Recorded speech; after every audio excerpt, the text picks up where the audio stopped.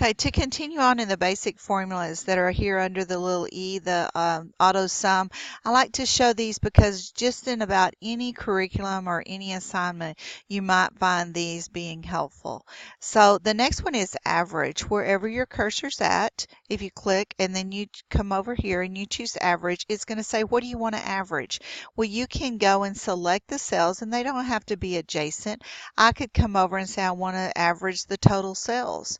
And so if I highlight this right here and I press enter, then you see my total average cell is 66. And what am I averaging? I'm actually averaging column E2 to E7. But my answer is in F8. So that's where it doesn't matter where you want your answer to appear. It's the data that's selected that's important in front of. Does that kind of help? The next one I want to show you here is a count function. The neat thing about Excel is it will count for any number you see. So in other words, if I want to know the cells in March and I want to count those, well, just looking here, I see cells in March. I see out of the 6, 5 of them had cells in March. Okay, but we've got to think on a big scheme of thing. If there's 250,000 and we just want to do a count function, I cannot come over here and count the letters because Excel formulas only work with numbers. But if I put my cursor, really, it doesn't matter where, but I want to count my cells in March and I want to count them in February. So I will start in February and I will come up and I will get the count function. And what do I want to count? I want to count C2 through C7. Okay, and looking in your, right now it gives me a little answer is 4. Is that correct? Yes.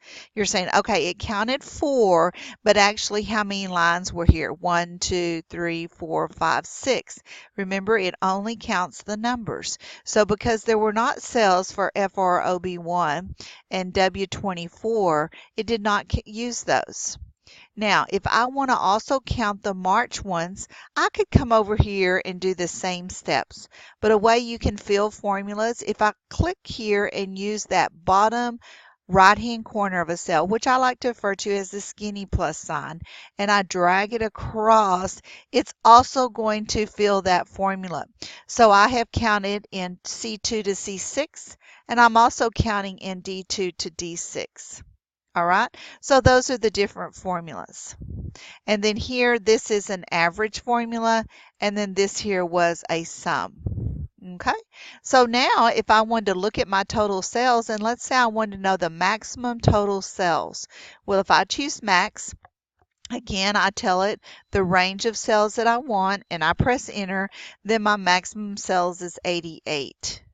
And so I can see that because we're dealing with a small amount of numbers here.